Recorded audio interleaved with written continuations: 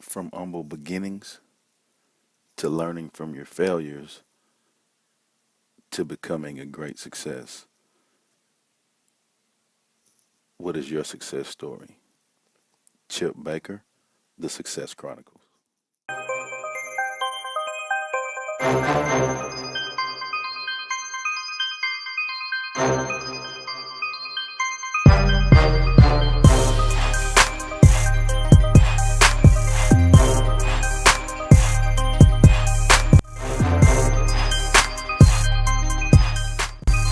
What's your definition of success?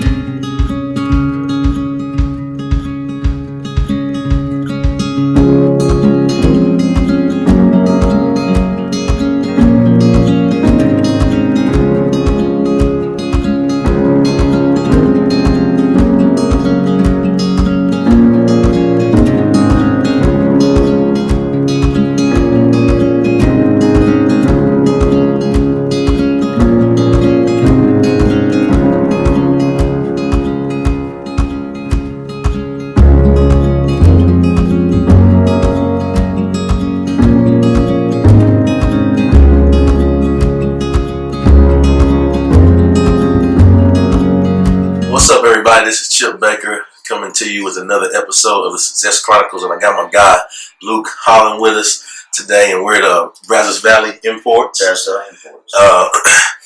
I'll just go into the first question. First question: how we know each other, how do we meet? Yeah. Did some business with you at a different place. Got a beautiful black truck. Beautiful. It's all right, man. I can ride. I think we tried to put your wife in and explore at the same time. Yeah, try to hit us with the 2-piece. Hey, man.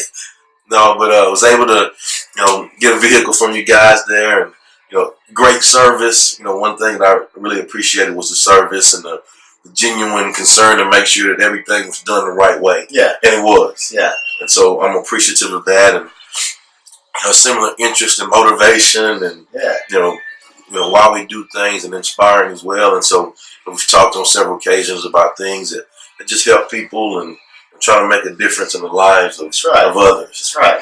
And so, if you could just kind of explain to us your life story. Well, I was actually born in California. I was born in Gardena, California. Actually, in Lawndale, California. My parents had gone out there to become Christians. My dad got saved, and Mom went back out and followed him. And so I grew up in California. Great childhood, little beach kid, blonde hair, blue eyes. Skateboarding and doing all that thing, and then my dad passed away when I was 10. So we had family back here in Texas. They were Bryan College Station, right here actually on Briarcrest. So on this street, but at that time though, it was just a little tiny road. Yeah, and so. But after Dad passed, we came back here to Texas. Just me and my brother and sister and my mom, and so it was a difficult transition coming from California back out here. But I learned a lot. When we moved back, I was the oldest, so I had my brother and sister. But I was the oldest. I learned a lot about myself because I kind of had to step up a little bit from my mom and be the man in the house. Right. Yeah. So I was 10 years old. Came back. Fast forward about 5 years later, my mother actually met my stepfather now. That was a very difficult thing for me because it was like it was a big power struggle that happened. So I know a little bit about that too. Yeah.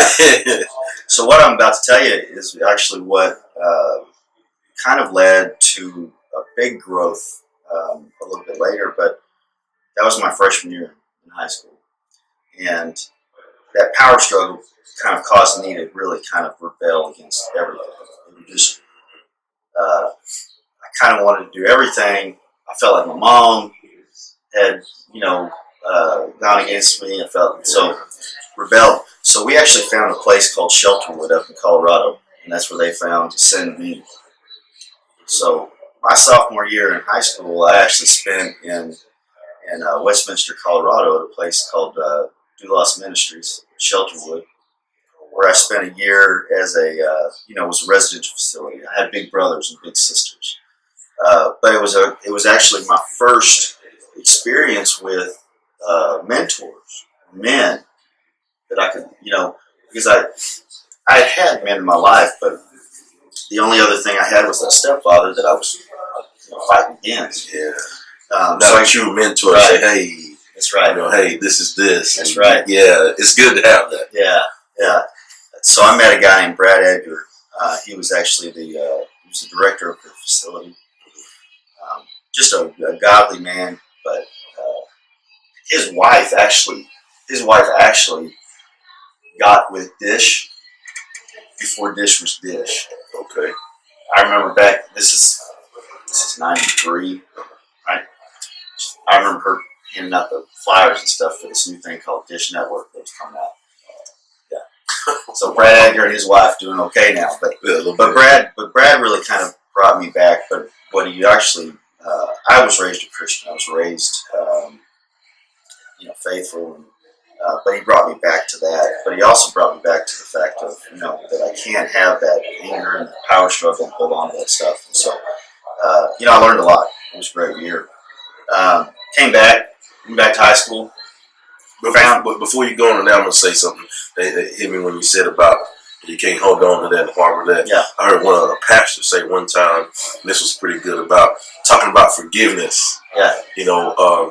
Said everybody has bad things that happen to them, yeah. and it's up to you to determine if you're gonna forgive or not, because right. You don't forgive. Not necessarily for that person, you forgive for yourself so that you can move on past the circumstance and the situation so that you can be better. And based on what you're explaining, I think that holds true too. Yeah, it does. It's harboring that stuff and holding on to it is what destroys people. Yeah. It destroys you just because your body. We're just fragile souls, man. We're just fragile people. And but our internal strength is got to stay strong or whatever.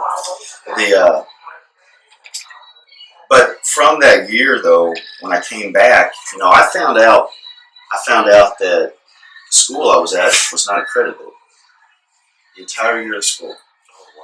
So my junior year in high school, when I came back, I found out that I didn't have the whole year of school was gone, right? So, but I was determined.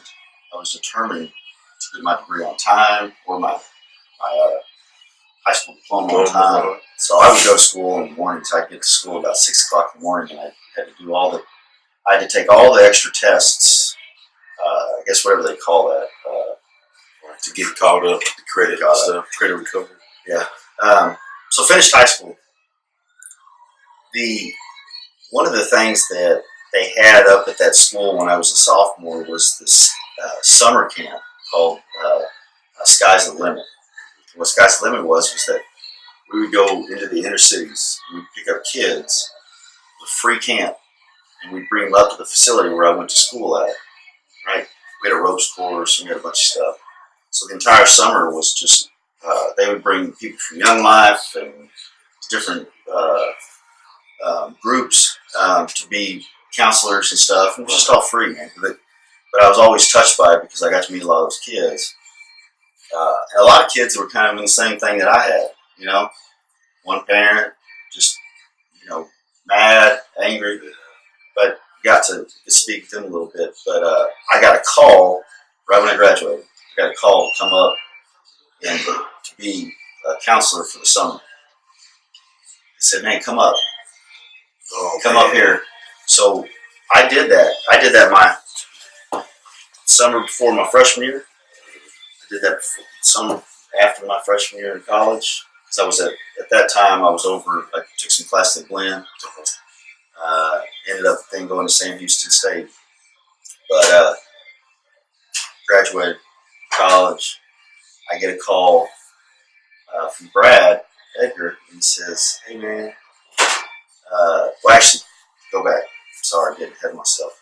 So graduate college, I go up to, I'm up in Dallas, and I work for company that sold children's videos and stuff. But so I was the area manager up there. But that didn't last very long. But right after that, I get a call, and I just felt in my heart that God was calling me in a different direction, and I knew it was happening. But I get a call to come up there and be a big brother at Shelter Wood, right? So I get a call to go up there and be a counselor at Shelter Wood. So where I was at there my sophomore year, I get a call, and I knew it was God taking my character to the next level. You know, a lot of struggles in there between this, that, and the other. I mean, a lot of stuff. But so I went up there, big brother. Spent the year doing that. They asked me to be a house director. So then I became the house director over the big brothers in that house. That's cool. Then I got to. So basically, what I got to be was the guy that, as much as I could, as much as God wanted to use me in that, got to be that guy that was somebody for me back when I was a sophomore. The same person. Yeah. So, I had this amazing experience in Colorado. I came back, and this kind of takes you into my career. I came back, my grandparents were getting old. They were getting old. And so they were going to be building a new house. So I wanted to come back to Texas and be around them. Helped them out for a while, but, I had to get a job, right? I had to get a job. This is 2006, and, there's not, it was tough. It was tough to get a job, but I saw a little thing in the paper for $2,500 guarantee to come so far, right? So, I said, man, I don't know. Everybody's always told me, hey, Luke, you got to get the gab, like, go out there, And so, man, that's when I started, man. I came over, started moving some cars, but I did. What I said to myself? I said, and I can remember saying this to myself. I said, I'm going to do this. And the first day that I walked in, I said, I'm going to give everything to this. However that has to be, I'm going to do everything I got to do to make this work, right? Not just do it halfway. Not just try to make this guarantee, but for something got inside of me and just said, you know what? And maybe it was just everything that I had learned, everything that I'd done, everything, whatever. But I took a different concept when I started the car business, and the concept was that because I always wanted to make sure that people were taken care of. It was just always. It wasn't just about the sale. It wasn't just about selling people and stuff. Right? It was about creating relationships. And I experienced that from my experience and buying from you. Just to tell you that, like, it was pretty good experience. Well, people have to, we just sold a guy the other day. Just a quick story. One of the things he and I talked about was that, he worked for Merrill Lynch, but one of the things he said was, I have clients, but my clients become friends, and those friends become just family, So, and I think that's what makes good business people, good, successful business people, is that it's more about the client. It's all about how you're taking care of people, and it's all about your heart. So, yeah, man, got in the car business. I remember my manager coming up to me. Actually, the little plaque right there that has Luke Holland on it, that's my sales manager gave me that. My first, it was like my birthday. So Leon O'Brien gave me that little plaque right there. So, and I was successful, man. But I was also competitive, man. It was just always that competition. I remember going in there and they had this big board up, and it had all people's names. And I saw all these people at the bottom of the board, and I said to myself, I never want to be that guy. I never want to be that guy. It just seems like that would just drive me crazy. So, my thing was to beat Simba. So we got him Simba over. Simba, right? Yeah. I said, that he ain't nothing. I said, I don't care what he's been doing. I said, I'm going to beat that guy. And, every year that I sold, I would, 3 times out of the year, I'd beat him. That's it. He always had me. Yeah. It was just that, man. And I don't know if I'm just taking too long, but we go fast forward to about 2009. That's when basically I got an opportunity to be a finance manager. said, Luke, we finally need to give you that opportunity. Right? So I said, same thing. You know, it was the same thing. I'm going to be a finance manager, and if I'm a finance manager, If I'm gonna do it, I'm gonna be the best. I'm going to be the best. Period. We ended up having the most successful 2 years in that finance office store had between myself and Dudley Stark. Just hammered, you know. But took care of people at the same time. I mean, just everything, we just worked really hard. There were also good years in our business. Then my mentor at that store, Josh Cutler, ended up leaving, so I became sales manager there. And this is kind of where it takes it into where I think I've grown the most. The most difficult few years of my life, but also the most growing thing. We had a new guy coming into the store. The store got shook up and everything, so I ended up taking the job over in Navasota as a general sales manager. Spent a year there. Then College Station Ford asked me back. So when I came back as a sales manager, spent some time there. You know, the last year's been a year of discovery. You know, year of discovery and learning. I think I've learned more about myself in this past year through struggles than I have out of any other time in my life, because it's been the most difficult financially, emotionally. I got 2 little kids, 2 little girls, and you know, took a job as a general manager of Oak Creek Homes, manufactured homes. Tried that out because I truly was trying to find who I was, and then, but then but everything went back to, you know, sometimes those relationships you have to hold on to. You know, Ron Rader, who's the general manager here, said, "Luke, hey, come over here and help me out. You know, help me get this going because I can't figure it out." I said, "You know what? As humbling as it will be to go from being a general manager of Oak Creek Homes, or whatever I was doing, to coming over here, selling a few cars, just helping them get that energy back on the floor, I know it's going to be bring me to the next opportunity. So I think that's coming real quick. So yeah. We're going to be getting a BMW store, we're going to be getting a Mercedes-Benz store, and so that'll be coming quick. But that's my life story. I mean, we could be all day doing it. We could be here for the next 24 hours if you want to talk about my life story. My mom's always said you need to write a book. Yeah. Yeah. So currently, and this goes into your career now. So currently, you're here at Brazos Valley Imports. Correct. Okay. Good story. It's a good story. That's a good story. Yeah, man. I'm telling you, you gotta sometimes stop me a little bit because I can sit there and talk forever. What are 3 things you have accomplished in your life that you're proud of? You know, I thought about these a lot. You know, and I don't really. I think there's 4 things. I'll tell you 4 things, okay? And they're things that I think I'm most proud of because they were all goal oriented. You know, in my 20s, man, I was a fly by the seat of my pants, man, just going. And some of the things that I said was I said, I'll never be married, I'll never have kids, have my apartment, whatever. And when I started kind of seeing some success, I said, you know what? I don't think that's what I want for my life. And I made a goal at that time, and I said, you know what? I do want to get married because that's a foundation. That's a commitment you make in your life.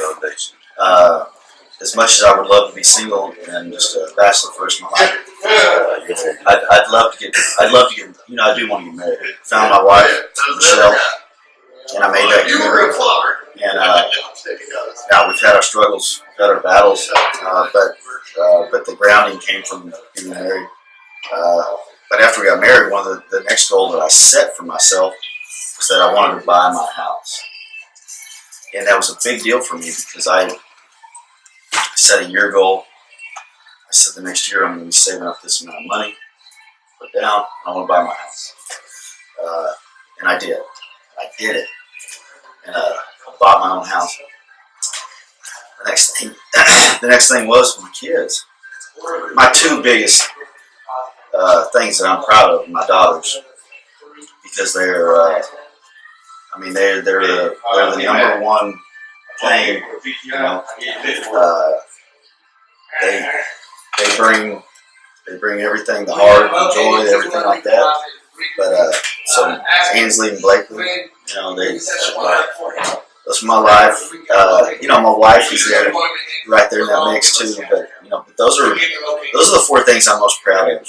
I mean, I think there's a lot of career success that's come, but those are I think those are the staples of life. You know, I mean, just Nothing else is important. that foundation. Yeah, more important than that family foundation. And I think when you have the right perspective on those things and put that first, and everything else will follow. That's right. That's right. That's where it starts. You know, just like building a house, you got to have a foundation. 100%. Like you said, and so that's where it all starts, and that's what the house is built on. That's right. What's your definition of success? You know, I think there's so many people I think would say that the definition of success is financial. You know, and I don't think that. I think definition of success is a goal reaching. I struggle with this one because I think there's so many things that I could say. I could say that they were cliche. My definition of success is just never settling for mediocrity. You know, I think definition of success, in my opinion, is never settling for mediocrity. It's never settling for what you're smaller than. You know, nothing settling for nothing that's. You know, we were just talking about our morning meeting this morning. You know, our goal for the next 2 weeks is to get 70 more units, right? But is that what we want? The successful thing would be to get 100 units, right? So my definition, that's mine. Good deal. What do you think it takes to achieve that success? Man, just grind, dude. You know, I think it's, well, one, I think you got to be doing what you love. You know, I found that out when I went over and was the general manager of Oak Ridge Homes. I knew all the stuff I had inside of me. I knew all the talent I had, right? But I didn't love what I was doing. I didn't love what I was doing. You got to find what it is that drives you, you know? And if you're doing something in your life that doesn't drive you, you're not going to be successful. It's just, if you're doing something, when you wake up in the morning and you're going to do that day, and you have that gut feeling like, man, I just don't want to be doing this. Yeah. It doesn't matter how many energy drinks you drink, you know, how many attaboys you get. The check look like. It doesn't matter. Right. It doesn't matter. The money doesn't even matter because you're not. Something about the industry that I've gotten into with the car business, something about it is just who I am. I'm a car guy. That is my thing. So that's what I believe and wholeheartedly believe that it takes to say. You gotta find, and sometimes it's gonna be difficult because you're gonna have to kind of gulp down some hard stuff. Right. May not be the most ideal thing financially when you first started or whatever. But if you love it, if you wake up and you feel like, man, I just can't work. I just cannot wait to get out there and grind. Yeah. That's it. That's your thing. And you can't stop. You can't give up. It's you know, you just have to keep grinding. The picture's not going to be right. You won't always see it right away. But if you just try to be more than what you just think you're capable of, you'll be successful. One of the things I always said is that I would tell sales guys, I'd say, you start your day strong, right? You make your goals. You set out what you want to do that day. It's a process. It's the process. Yeah. If at the end of the day, you haven't sold a car, but you can look down on a piece of paper and you know you set 3 appointments, making progress. You made those phone calls, you did everything that you told yourself you were going to do that morning. Even at the end of the day, you didn't sell a car, but you were successful that day because you at least accomplished what your goal was. You know, and so I don't know what, you know. I think there's so many definitions. You know, you and I follow some of the same people. Yeah, and we talk about them. Yeah. We talk about, you know, what makes you always want to talk about them is that it's just that internal desire just to be better. Yeah. Just be better. To shine for somebody. You know, like how can I be the best? Period. Best. Yeah, you know, I come up with things. So when I came over here and I decided, hey, I'm going to be selling some cars for a little bit until whatever happens. I said, you know what? Am I going to be the guy that's just like the guy down the street? No. Come on, man. You know, like, take pride in what you're doing. You know, put some little cars and have people sign them when they buy them. You know, like, you know, put pictures of family up. And take pride in what you're doing. And exemplify that with people around you. You know, like, because just say it to show it. How are you going to inspire people if you don't show it? You know what I'm saying? I'm gonna hit you with this too. Okay. Concept. And this is something I've been thinking about lately. Just in doing some of the interviews and reflecting and hearing different people's definitions and what they think it takes to achieve. You kind of said this and what you just said, but I'm gonna hit you with it and think if you can see if you agree. To me, I think there's a difference. First of all, it doesn't matter what you do. You got to work your butt off. Yeah. If you want to be great, it don't matter. Yeah. And just like you said, there's something that you're gonna have to go through to give you learning experiences so that you can get to where you want to be. Right. But I think there's a difference between working hard because you want to, and working hard because you have to. Like just like you said, like when it's your passion and you love it and you want to go do that, it's not work. It's not work. And I could do this for years. Yeah. And it's not work. Yeah. But in order to get to that place, in your life, you have to go through those experiences of, just like you said, you went through this, you learned this, you went through this, you learned this. I did this, I don't know if I like that. You have to go through those instances of trying things out and failing. Right. You have to, you're gonna have to fail some so that you learn. That's right. What you want to get to. You will never learn without failure. No. And then once you get to that place, you can really, first of all, you never get to where you just, okay, this is good. You never want to be there. But you can reflect on and say, it's been pretty cool. Yeah. I'm pretty thankful for that. And I love this. So then now you can branch out and learn more where you're beneficial to others. Right. And so you agree with any of that? You can rest when you die. Yeah, man. When I go see the big man, we can hang out and chill and you got nothing to worry about. But right now, I'm on it. That's right. Yeah, I got stuff to do, man. You gotta keep going. Yeah. There is no option. Yeah. There is no option just to lay down. There's no option just to, unless you're on vacation. Yeah. When you're on vacation, you chill. Chill out. When you spend time with your kids, just enjoy them. I got stuff to do. Yeah. Well, thank you so much for interviewing with the Success Chronicles. I truly appreciate it. I just want to encourage you to keep pushing and keep doing what you're doing. Because, like I said, when all of that stuff you explained as far as what you're trying to put out and what you're doing, like I can tell you from the customer side of that because I was there, right? That it's pretty good. All right, good, and so I'm appreciative of that, and so just want to encourage you to keep pushing. Hey, man, I'll be here.